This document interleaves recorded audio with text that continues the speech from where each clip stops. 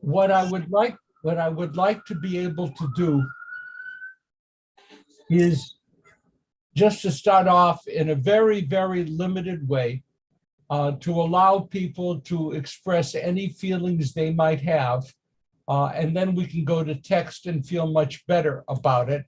But one of the things that we all need is a community within which it is safe to express our feelings.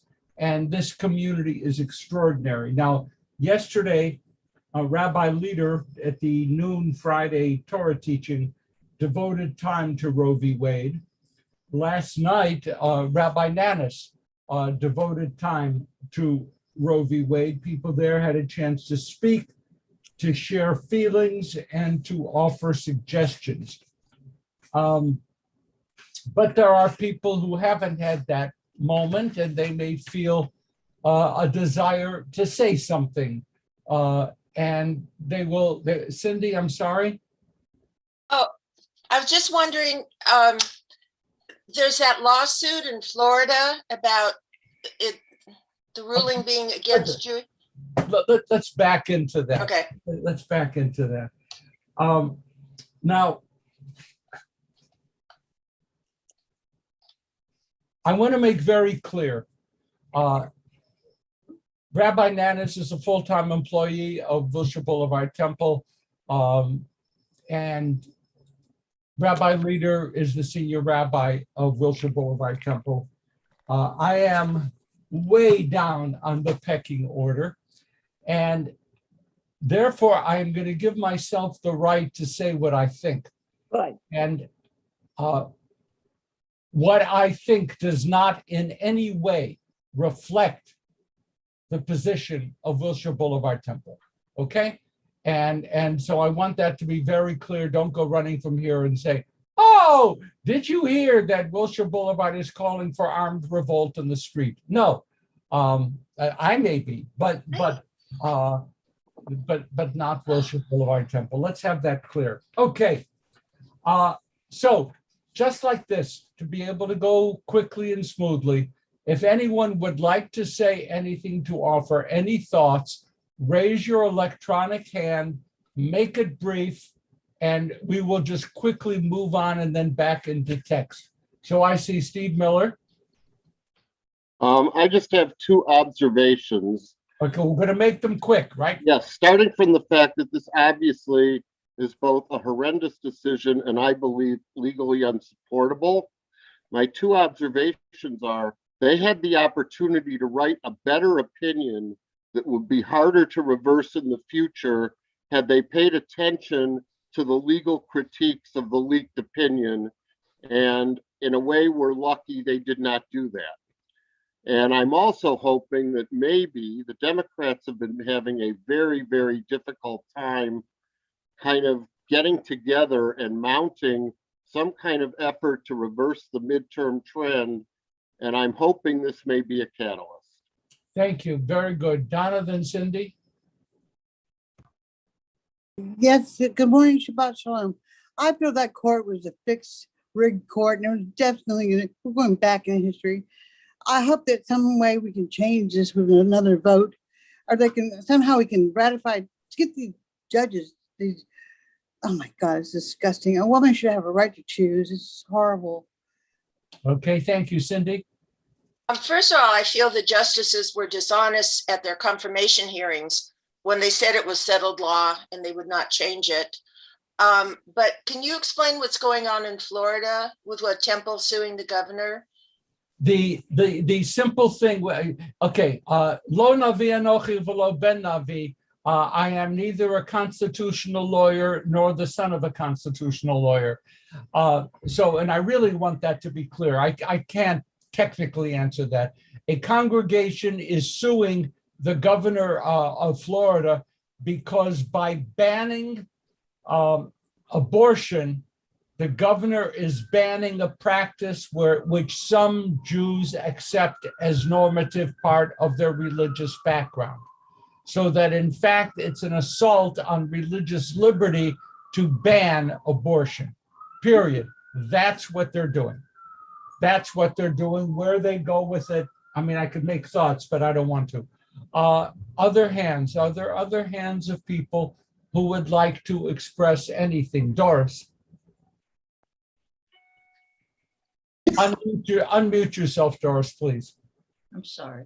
I'm against all those people going to the private homes of the justices and tormenting them. And first of all, it is illegal, but they're not being punished. Those people have young children, they have a life, and I think it's pretty terrible that they're getting away with it. I don't, whatever they believe, fine, but not to do it that way. That's wrong, 100% wrong. Thank you. Herman? Last night, Rabbi Shapiro didn't talk about Roe v. Wade. He talked about abortion, the Jewish view of abortion, the Jewish view of fetuses. And it was very, very interesting when I found out some of the things that he mentioned. Makes me even more convinced that Roe v. Wade should not have been abolished. Okay, I'm sure that Rabbi Shapiro said the same thing. I said it a couple of weeks ago when we talked about Jewish views on abortion. There is no Jewish view on abortion. There are Jewish views on abortion.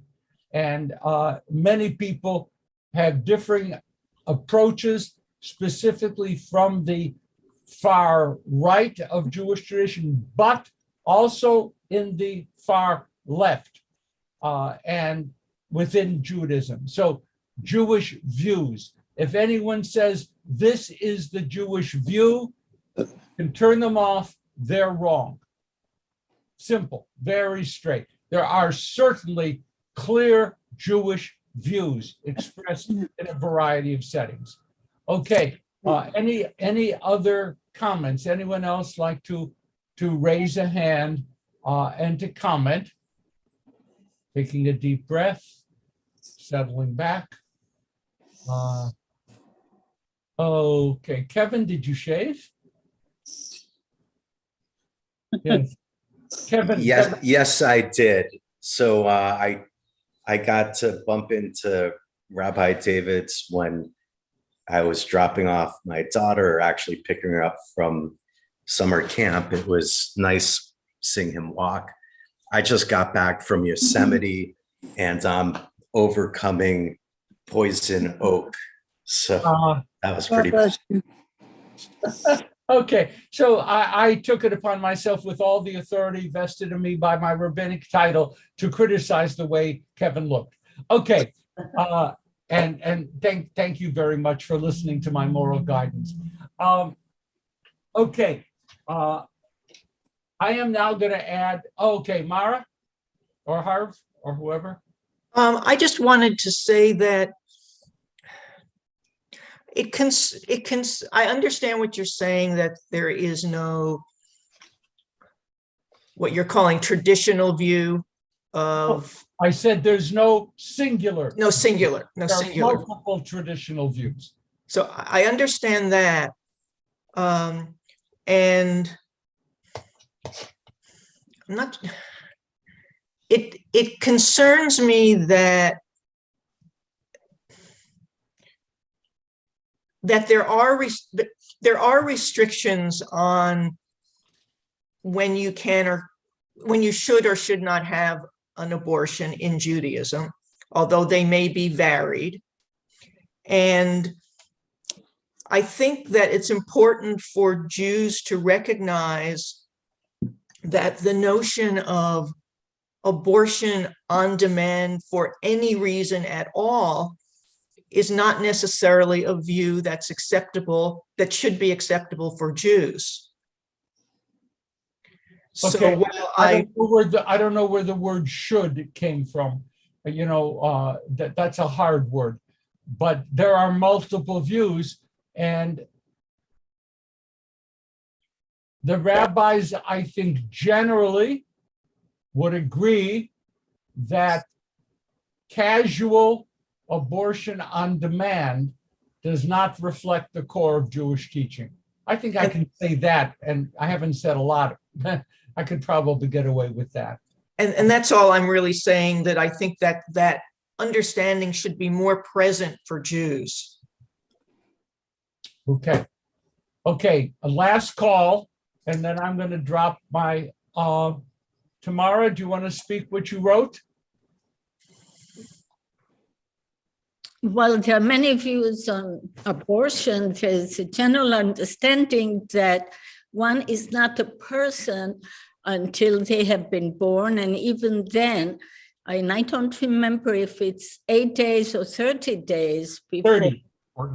3 days. 30. 30 days. That's what I thought. It seemed like such a long time. But you're not a person. So you're not, it's a different act. Abortion is a different act within Jewish tradition than it is in those circles that regard the embryo as a person who has rights. So that's where a crucial difference comes in, as far as I can see. Okay, I mean, that's real. That's good. I'm going to now offer She's correcting me. my own biased, So my view is not Jewish. unaccepted. No, here you go. Take I'm it. sorry, Mara, Sorry. I heard you when you said my view is not Jewish. I don't think that was said. What do you mean by that? Please help. You. She's talking to you. Yeah, Mara, you said that my view isn't Jewish then. Oh, no, I didn't say that. I I didn't say I didn't mean that. And I also stand corrected by Rabbi Ashkenazi. Okay, thank you for that. Just so here, unofficial, not representing Wilshire Boulevard Temple. I am not a constitutional lawyer. I'm a Jew in the pew with a little bit of education in Jewish tradition. Number one, actually, I come at this from a political activist position. If we're going to have a discussion about Roe v. Wade, I think it is useful to look at it not as a legal matter. The legal matter is going to be argued from here to the end of the world. There are going to be people who are very firm on which is the correct legal position. But what is clear is that the justices were not arguing out of straightforward legal grounding. They were arguing out of Christian theology. What you are seeing here, and we have to be careful how we frame it. When someone says clearly, fetus, life, baby, real, from the moment of conception, that's not law. That's Christian theology. And if we argue the law and they're arguing Christian theology, we are not talking with each other. Secondly, Christian theology is supposed to be separated from state. Mhm. And to me, one of the big things that happened here is, in fact, it's happened over the last several months, is the growing reach of Christian religious belief into the law. And we need to be aware of it because it's happening. This is what behind it all. Please don't argue the Constitution says this, the Constitution says that, because that argument leads nowhere. When you get enough votes or people who agree with you, they win, that makes the law. That's not the point. The point is that America is slipping badly from a position of separation of church and state. Mhm. When the most recent decision, which Dangerous. allows funding for private religious schools from federal funds, is another example of it. Mhm. It's never been a pure separation. I can testify. I received a very minimal paycheck for 2 years from the federal government to be a chaplain in the United States Army. They paid for they paid. They were present, and we had to go begging to our parents to pay for the difference. But they paid for a religious leader to function in the U.S. Army. Okay, so there's always been, and the Congress opens with a prayer, and there's always been leakage. But we have something which people aren't talking about enough. It is the rapid encroachment of a specific religious theology into American law. That's number one. That's number one. I would not be surprised if these people in a new Congress would now push to declare America to be a Christian country. I think there would be strong support for that in Congress, and it would be acceptable to the majority in the Supreme Court. And all I'm saying is watch out for that. Secondly, much Thanks, Rabbi. of what is being argued about is not at all present in the Constitution. It is derived from a study of something which is called the right to privacy. And I quote this from other sources. The US Constitution does not have the right to privacy. It is read into the 14th Amendment and read into other things. But nowhere does it say the US Constitution grants right of privacy to its citizens. Please understand that it's not there. And therefore, marginal groups can be and have been denied equal treatment based on their race, sex, gender, ethnicity, whatever marginal features. The right to privacy is essential to protect dissenting, different other groups in America. It's not in the Constitution. It's an interpretation of the 14th Amendment. These kinds of questions, including what medical procedures to have, who can marry whom, the right to have gay sex, the right of transgender. Believe me, as a non-specialist, if Thomas Jefferson, Madison would have heard that their Constitution is being used to protect gay marriage, I mean, he might run out to have another night of sex with one of his slaves. You're so honest. It's not there. It's not there. Therefore, who sits in the Supreme Court is incredibly important. And the move to perhaps expand the Supreme Court has to be looked at from a different point of view.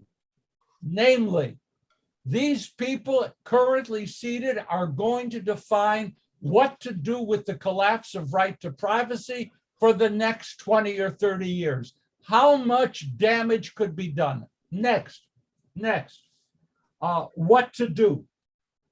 The WRJ, Women in Reform Judaism website, wrj.org, has practical steps right there that everyone can do. Secondly, one of the things that's going to happen is women's medical health facilities will be overwhelmed in the states that permit by people coming from the states that forbid. Find out, check where you're comfortable supporting a women's health clinic directly, not sending it to a national. But if there's one in New York or one in California or one here, one there, they're going to be severely pressed for money. You want to make a contribution to a women's health clinic in a place where they're going to be functioning now under great duress, great thing to do. Next, phone banks, registration drives, the election, November. Phone banks, registration drives, election, November. Especially for other states. When I headed up the Jewish initiative to elect Hillary in California, we specifically were told, don't bother calling California. Call Nevada, call this, and they would give us contacts in other places.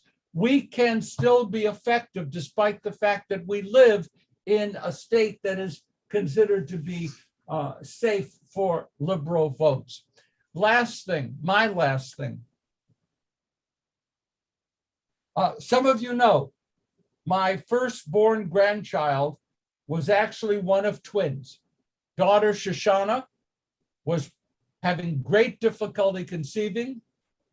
She went through a lot of in vitro. By the way, in vitro can now be contested under the new understanding. In vitro may be out because it results in the killing of unused embryos. Now, she was unable to conceive. She finally conceived twins. And by the 20th week, it became clear that one of the twins had an undifferentiated brain and was going to die shortly after birth. But in the process, that twin was decaying and poisoning the amniotic fluid for the other twin. Shoshana went to the finest doctors in New York and ran into limits on when an abortion could be undertaken. She went to Philadelphia, where there was a very sophisticated clinic, but by the time they did the workup, she hit the law in Philadelphia that couldn't happen. She went back to New York and she got an exemption, and the first twin was killed. And my daughter sat there in the room, the delivery room, after poison had been injected into the other embryo, fetus, and waited for an hour for that fetus's heartbeat to stop, not knowing whether they were sharing a placenta and that poison could cross over. I have my experience. Well, the other twin is now going to medical school. I've had my experience with this. It is real. And my grandson is transgender. His future life legally is now under grave danger. So I am not neutral. I am not a representative of Wilshire Boulevard. I am terrified for my family, our families, everyone's family. I'll take a moment of comment and then we're going to go to the text. Anyone want to say anything to talk? Yes, I do, Rabbi. I swear to God, I will do something about this because I want the gay people in the country to have rights. This is not right. I've got to do something about this, and I'm doing my best. Thank you. Thank you. Thank you. Thank you, Steve. I just want to say that although the loss of the constitutional right to privacy will have very broad effect, despite what the justices have said, but with respect to abortion, the irony is there are other constitutional bases to protect abortion, and but for the faulty history in the opinion would allow abortion based on what historical accepted rights in this country have been. Okay, thank you. Anyone else? I'm going to now close by reading a document that appeared in the New York Times, written by a supporter of abortion, no, an opponent of abortion rights. I do that because we need to hear the language and feel the Christian theology, not the legal argumentation. Quote, Roe stripped from the prenatal child the right to continue to live and grow, safe and free from intentional harm. If you believe, as I do, that abortion unjustly ends the life of a being that is fully human, a life that exists independently of the will of the mother, a life that is self-organizing and unique, developing yet complete in itself, then you will understand Roe not as a ruling that liberates, but as one that dehumanizes, first the fetus, then the rest of us. Okay? So this is in the deceitfulness of the argument when it's raised to constitutional level.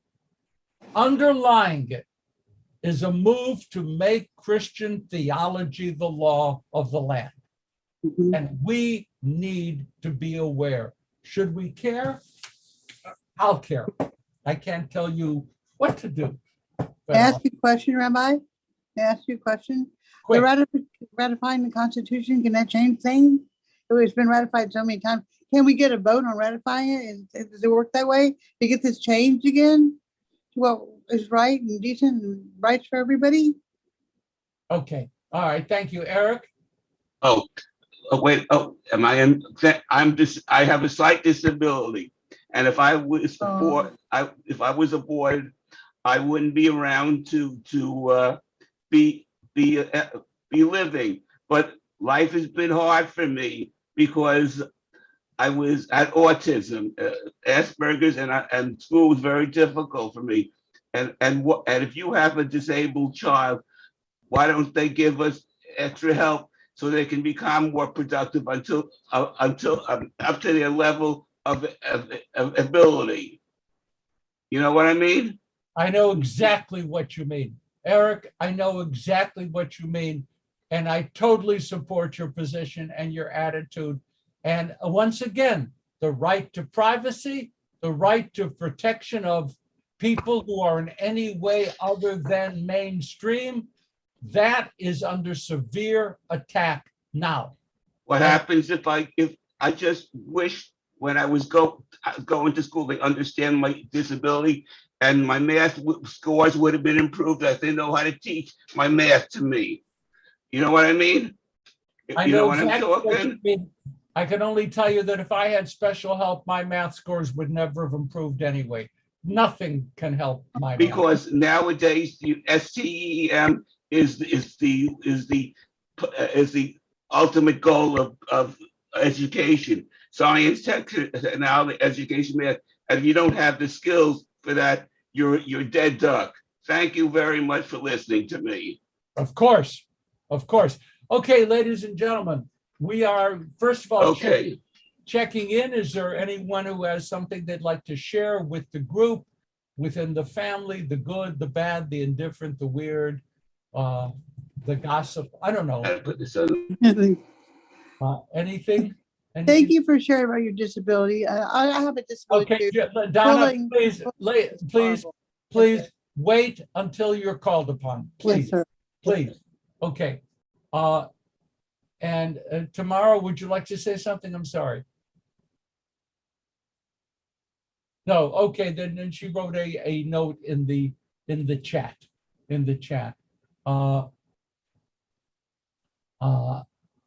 okay, yes, of course, yes, tomorrow, yes. Calendar, this evening, Jim Ruxin, who is not here today, Jim Ruxin has a movie. The movie is entitled The Distinguished Citizen. That's this evening, I think 7:30. For the movie club. Saturday evening, there is a major program at Leo Beck. Saturday evening, it is a Havdalah program. Please, it's an outdoor program dealing with the Roe v. Wade decision. It clearly has an attitude of protest and organization. And if you check the Leo Beck website, you'll get all the details. Cindy, do you have any? No, nothing else coming up. We're good. We are now going to chapter 12, verse 4. As I pull out my book, chapter 12, verse 4, and we are in, here, I just put it in the wrong place. Okay, we're in Plout 982 and WRJ 876. In the new Plout 982, WRJ 876, Numbers 14:4. And I open.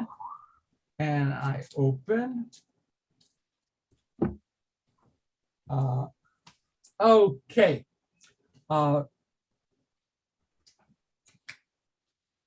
Okay. I wanted to focus on chapter 14, verse 4, page 982 in the new Plout.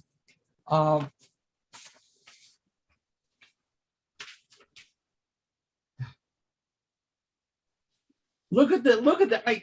I know I'm picky, and you know that I bore you with my pickiness, but the relationship between this translation and the Hebrew text is tenuous.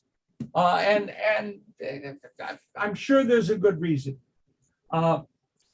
Verse 4, and they said to one another, let us head back for Egypt. This is after the spies, or if we don't call them the spies, the scouts, or if we don't call them the scouts, those who reconnoitered, or whatever we call them. When they brought back a report, 10 brought back a report that was strongly negative. At that point, the people were extremely upset, wildly upset, and they said to one another, let us head back for Egypt.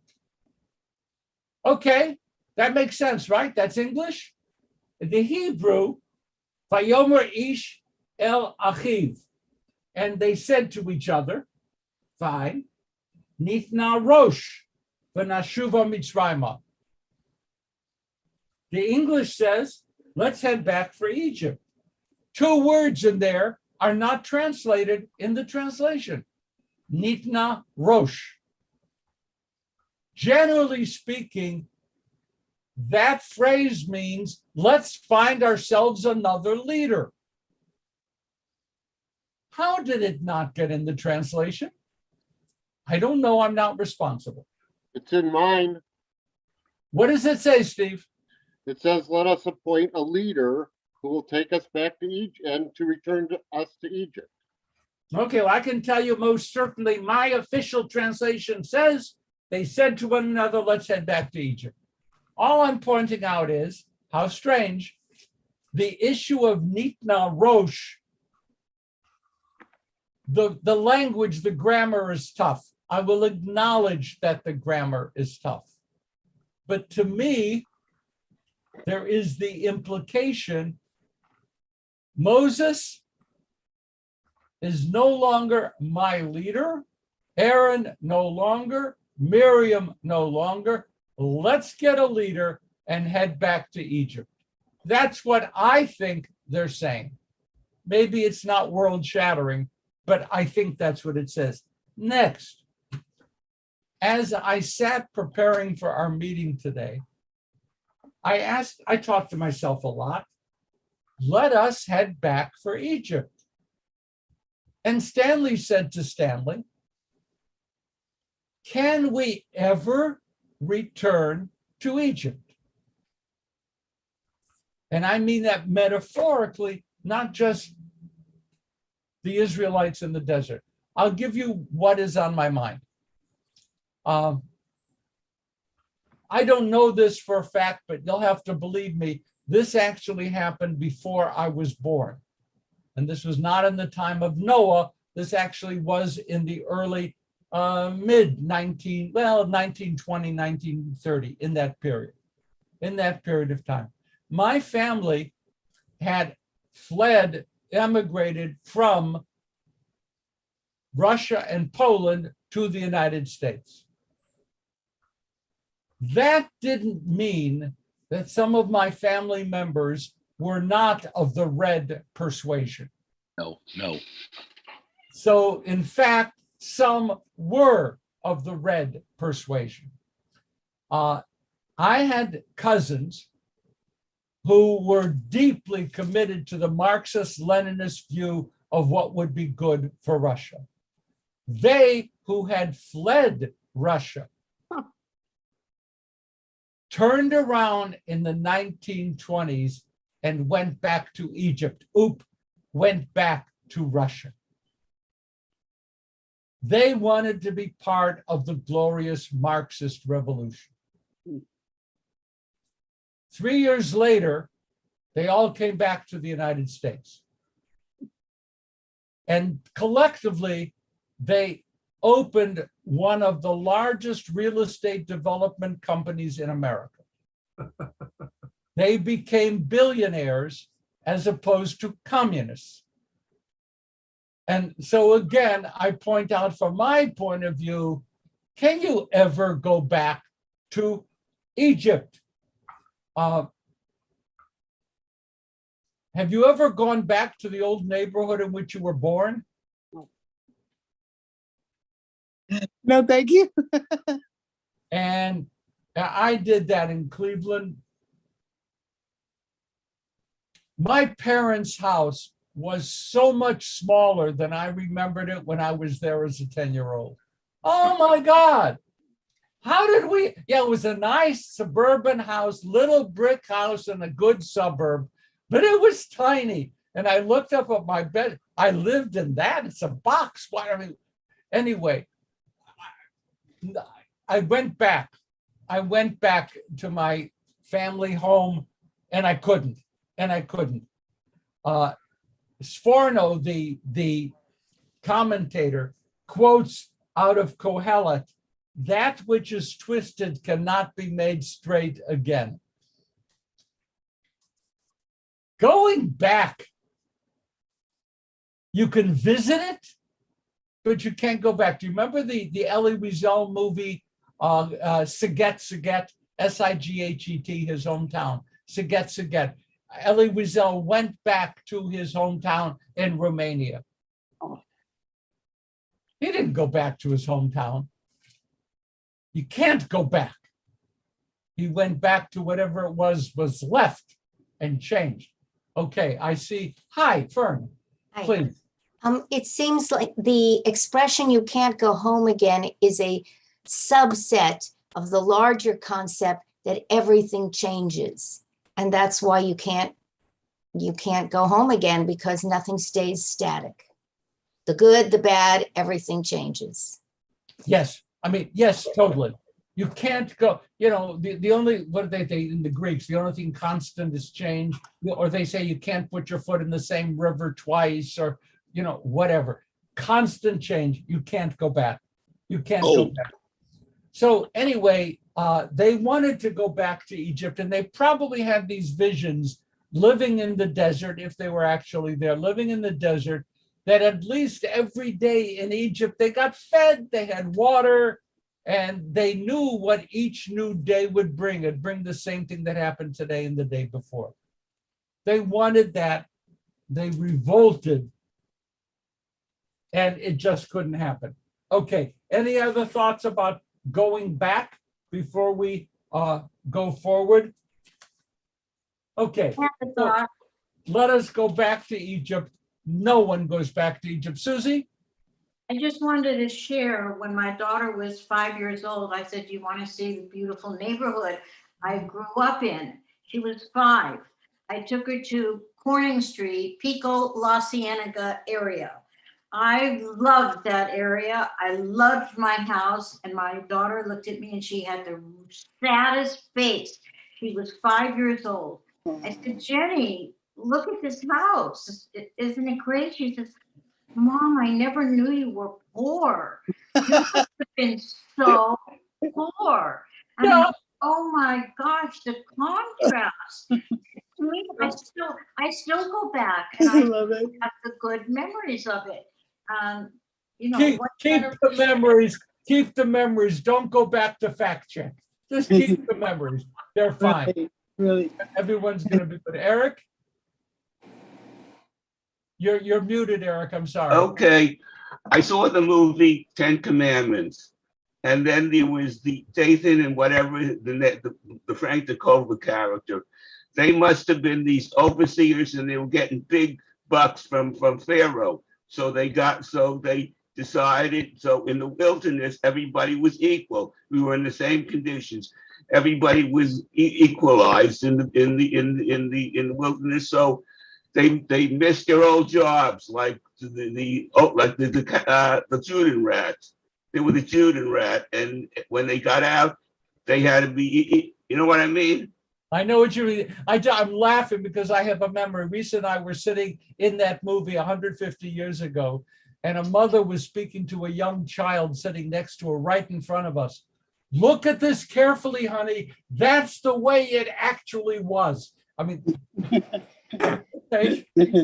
Wasn't that movie fascinating? If you see it many times, you get various impressions. Yeah. I subjected myself to it once. And that's about all I can handle. Larry? Bye-bye. Yeah, I just want to observe that the desire to go back is one of the things that I think is motivating the folks on the other side of the debate we were having for the first half hour of today. I think they imperfectly remember past that never really happened, and we've moved on from, but they have not. You know, Larry, again, I don't want to go back to this, however, but I remember the 1950s as the quietest, happiest time in America. Okay, I wasn't aware of blacks being suppressed. Okay, I wasn't aware of gay rights being non-existent. In my little Cleveland Heights bubble, it was the best of times. I couldn't go back to it because it never existed. Right. It never existed. Thank you. Okay. Rabbi, I love the 1950s. Okay, verse 5. Verse 5. Then Moses and Aaron fell on their faces before all the assembled congregation of the Israelites. And Joshua, son of Nun, and Caleb, son of Jephunneh, of those who had scoured the land, tore their clothes and exhorted the whole Israelite community. The land that we traversed and scoured, it's a good place. If pleased with us, God will bring it. Land flowing with milk and honey, God will give it to us. Don't rebel. Don't fear the people of the country. They're our prey. Their protection is departed. God is with us. Have no fear. Can you picture this? As the people heard the statement, how did they respond to their leaders? Such love. As the whole community threatened to pelt them with stones, the presence of the Eternal appeared to the tent of meeting, and so forth. Now, next week, in which we'll be able to devote the entire hour to the text, next week, read about Korach. Korach threatened, challenged the leadership of Moses. Bottom line, what happened to Korach? Moses was severely unhappy. It seems to be the followers were swallowed up in the earth. The rabbis say that Korach stands basically at the gate of the underworld, telling people as they die, why didn't you learn from my lesson? So Korach is permanently working for God in the underworld. Now, it was a terrible scene. What does Moses do here? Moses and Aaron fell on their faces before the people and begged the people not to revolt. Why the difference? Open question. Why the difference? Why did Moses and Aaron collapse, begged the people? Here, and one chapter later, they are just very vigorous in imposing divine punishment. Any thoughts on that question? Why? Why? May I speak? Oh, okay, but I'm trying to let some other people, if they Yes, choose, sir. then I will come to you, Donna, I promise. Thank you. Any thoughts? Any thoughts at all? Okay, I see Steve and then Donna. In this instance, it's a groundswell almost. They're worried about almost everybody listening to the naysayers as opposed to a small rebellious group. And it's one thing to go after a small group and exert your authority. It's much harder in the context of what could be a revolution. And you want to maintain the unity of the people. Okay, that's fine. That the Korach rebellion was actually a very strong but limited rebellion. It's a rebellion of Levite cousins and so forth. Okay, good. Any other thoughts? Okay, Donna. I was going to say a woman having a voice, like we're dealing with Roe versus Wade, a woman having a voice about her body. It's like history, Moses and But Aaron, Donna, the women. let's focus on my question. Let's Yes, focus on my. because I of a work hard. woman. Because the Okay. woman went and challenged Moses and Aaron. I think that's what the problem was. And they were afraid of the woman having a voice. There is certainly problems about who can complain. By the way, there is a subtext problem here, which I promise you we are not going to go into. The subtext promises sometimes we're talking about Caleb, sometimes we're talking about Joshua, and sometimes we're talking about both of them. And apparently Bible scholars, having nothing else to do but to debate really arcane issues, want to figure out whether there's a Joshua thread and a Caleb thread in this text. And this may shock you. I have no opinion, none whatsoever. If they want to argue that, I mean, so be it. Okay, so I see Kevin.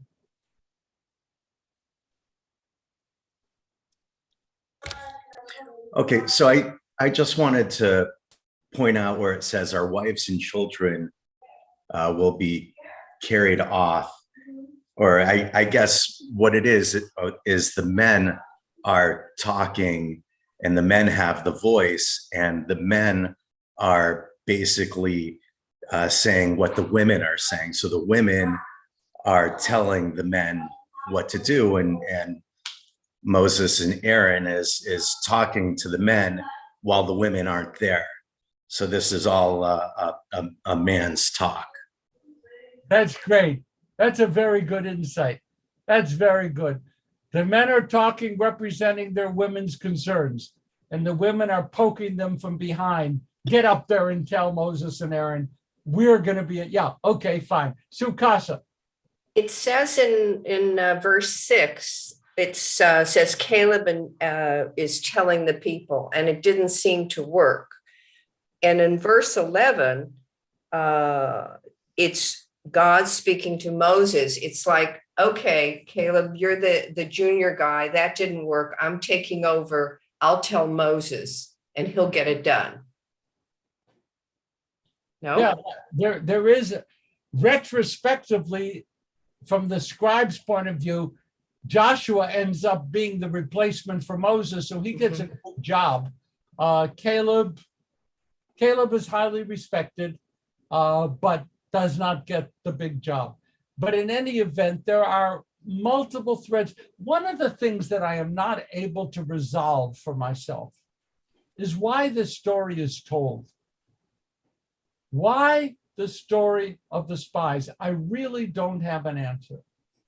What is it that the scribes wanted to include in the text that needed to be there for their purposes later on? What were their purposes that needed this rebellion? And I don't know. I mean, Tamara, do you have anything to offer on this? I have too many things to offer on this, so I don't know where to start. Okay. In some ways, it was already said earlier, the tendency of a society to look back and so we're living through a version of this in our own time. So I can imagine the scribes dealing with that, aware of contemporary ways it plays.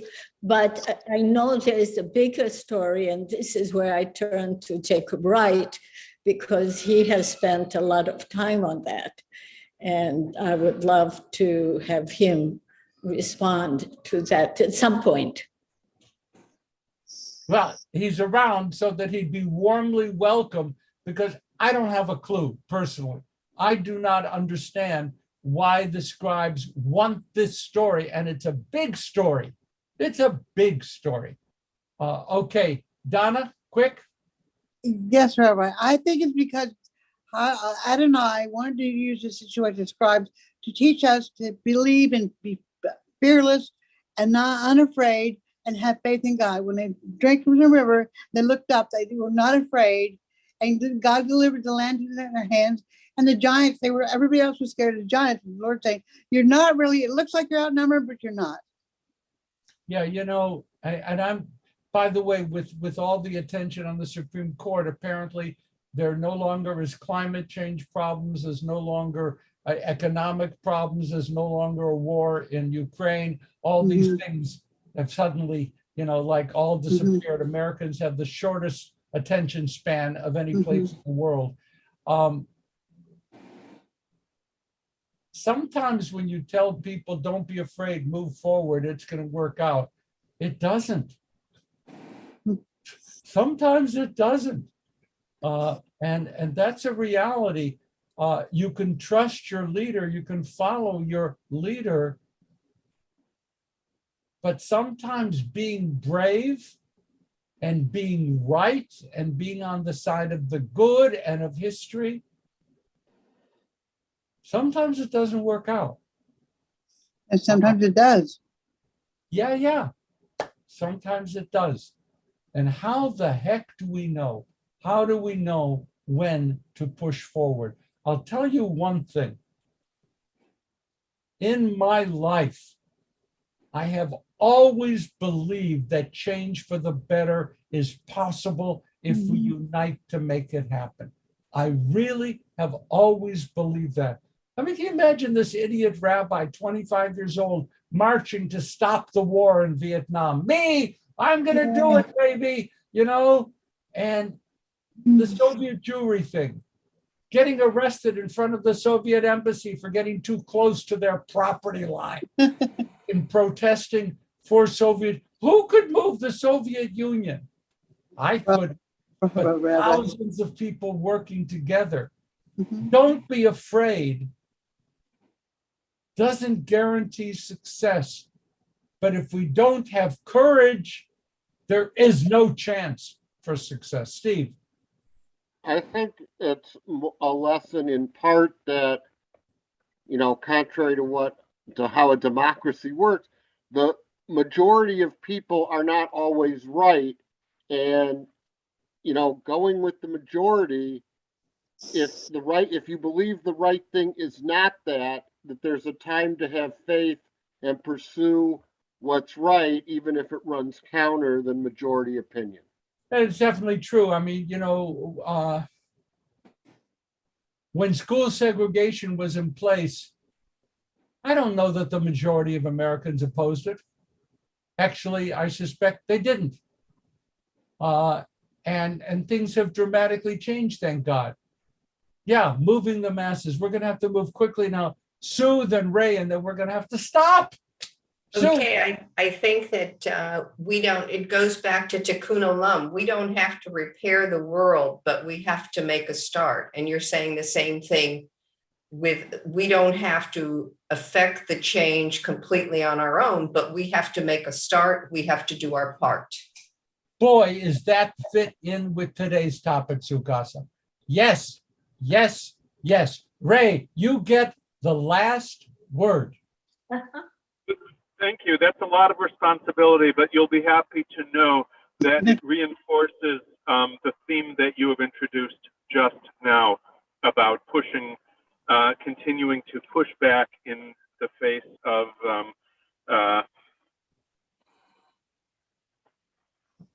injustice that may seem insurmountable.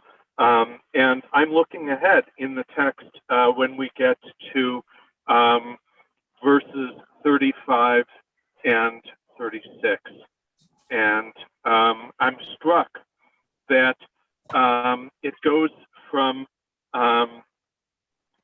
Adonai speaking, "Thus will I do to the wicked band that is banded together against me. In this very wilderness they shall die to the last man."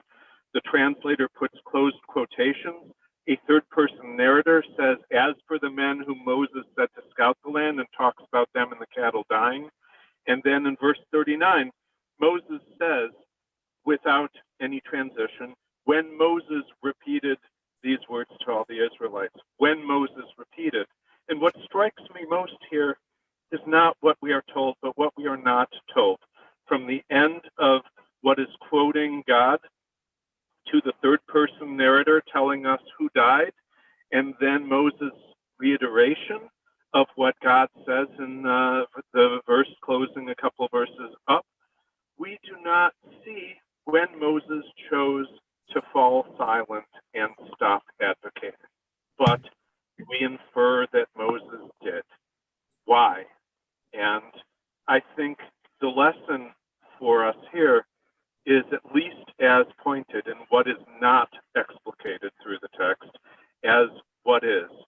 Moses negotiated in God's interest. Just think what this will do for your reputation.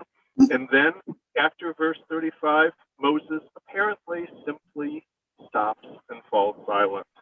And I think you've just told us that this is what we can't do and mustn't do. But Moses did, as all imperfect leaders, whether by design or exhaustion, do at some point. And I think this omission that the text pushes us to consider is not just lesson for us, and we are in a very pointed moment to receive that lesson and do something about it. I really appreciate that. I wish we did this week, but I promise we'll do it next year. The people then, right at the part where you ended, go up and engage in battle against two neighboring kingdoms. And God had not commanded them. So in their courage, in their bravery, they were slaughtered. It's not just acting with bravery and courage. It's acting with a sense of what is right and appropriate in the circumstance. And you've got to be, what's the difference between bravery and foolhardiness? You got to be able to differentiate between bravery and foolhardiness. And right now, I'm counseling bravery. You know that. I am counseling bravery and courage. And Saturday night, I think 7:30, but check it out, the Leo Beck website. There's going to be a public gathering to organize protests dealing with Roe v. Wade and the consequences. And it's taking place.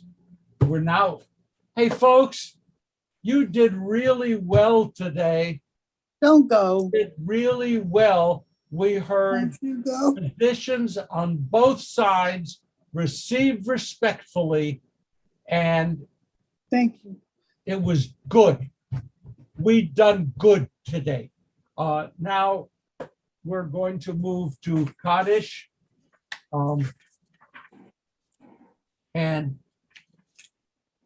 I see flags up. It looks like July 4th is coming pretty quickly. Coming along. God bless our country. Those who have passed away during the past month include Jessica Bayer, Jay Goldberg, Eugene Pantuck, Helen Roseman, Sylvia Schlosser, Marcy Siegel, Myron Mike Sholem, Rita Weiss, Joseph David Weissman. And the following, the anniversaries have occurred during this past week. Charlotte Adler, Shimon Aftalun, Harold Band, Rochelle Wasom Barish, Jean Barron, Roger Bairstock, Ray Barrelson, Joseph Bialik, Sarah Collins Blakeman, Jacob Blatt, Saul Blonder, Harry Bornstein, Harry Brandt, Harry Brown, Rosalind Cooperman, Stuart Morton Cowan, David Duell, Minna Ehrenberg, Aileen Fine, Jack Figlin, Jerome Fink, Miles Quentin Feiderman, Harriet Freilich, Mayor Frankel, Ruth Friedman, Merton Sills Freeman, Rose Freudenthal, Marvin Gans, Dr. Lloyd Gittleson, Judy Lynn Goldenberg. Joe Goldman, Etta Goldman, Barbara Goldschmidt, Julius Gould, Evelyn Greenbaum, Felix Guggenheim, Sarah Gurney, Michelle Renee Hamoff, Russell Nathaniel Head, Michael Intrigator, Harry Jaffe, Helen Kaplan, Hilda Kaplan, Madeline Kaplan, Margot Katz, George Kelman, Joseph Kelrick, Walter Klein, Earl Kluft, Max Kleinman, Nasir Kohanzadeh, Albert Koperstock, Melbourne Levitt, Dr. Philip Levine, Alphonse Levy, Lillian Lepovsky, Franklin Lepovsky, Albert Markinson, Jerry Marco, Ronald Meltzer, Bell Morin, Sylvia Morris, Stanley Moss, Morris Motley, Eric Paul Nass, Max Newman, and Nickel Visitor Pastor Albert Pikelny, Melvin Peters, Gertrude Pollock, Robin Raymond, Donald Renetsky, William Richards, Stanley Robin, Ernest Roseman, Madeline Rosen, Jerome Rosenthal, Isaac Roston, Charles Royce, Julie Silverman Sashi, Paul Schneider and Shore, Charlotte Schwarzenberger, Herbert Shapiro, Milton Sedley, Joel Simon, Elizabeth Seneko, Jesse Sobel, Bobby Stern, Sherwin Swartz, Samuel Tamplin, Sarita Silverman Unger, Louis James Uyghur, Paul Weisberg, Margaret Weisberg, Jill Welsh, Penny Winthrop, Sam Zelkowitz. If there are other names to be remembered now, please speak their names aloud or in your hearts. I apologize for names that I mispronounced. My Moshe and Alma, my mom, and my Bubby and Zadie, and my grandparents, Grandpa Mayer, Grandpa Bear, Grandpa Warner, Grandpa Jones, Grandpa Beatty. We mention as well those who died in defense of the United States, who died in defense of the state of Israel, those who died because of brutal and senseless war and brutal and senseless violence, and bearing in mind the names of all of those who have no one to recite Kaddish for them. Judy Goldetsky, my husband's niece in Minnesota. Sorry, dear. Thank you.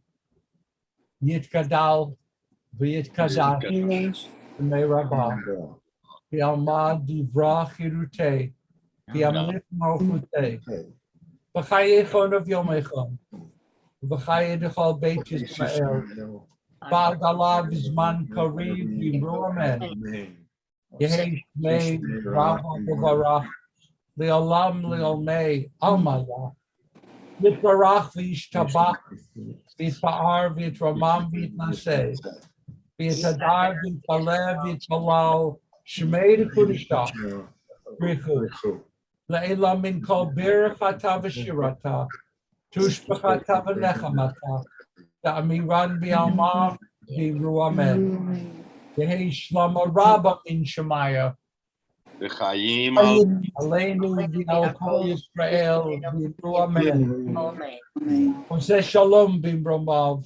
Hu yaseh shalom. Aleinu v'al kol Yisrael v'al kol Yoshvei Tevel v'yimru amen. Amen. The God who makes peace in the high places, make peace in our hearts. Make peace in our homes. Make peace in the household of Israel. Make peace among all the families and nations of earth, and let us say, Amen. and Shabbat Shalom, everybody. Shabbat shalom. Thank you for great, Shabbat helpful, shalom. supportive moments. Shabbat shalom. Thank Shabbat you. shalom. Thank you, thank you. Thank you so much. Thank you. Thank you.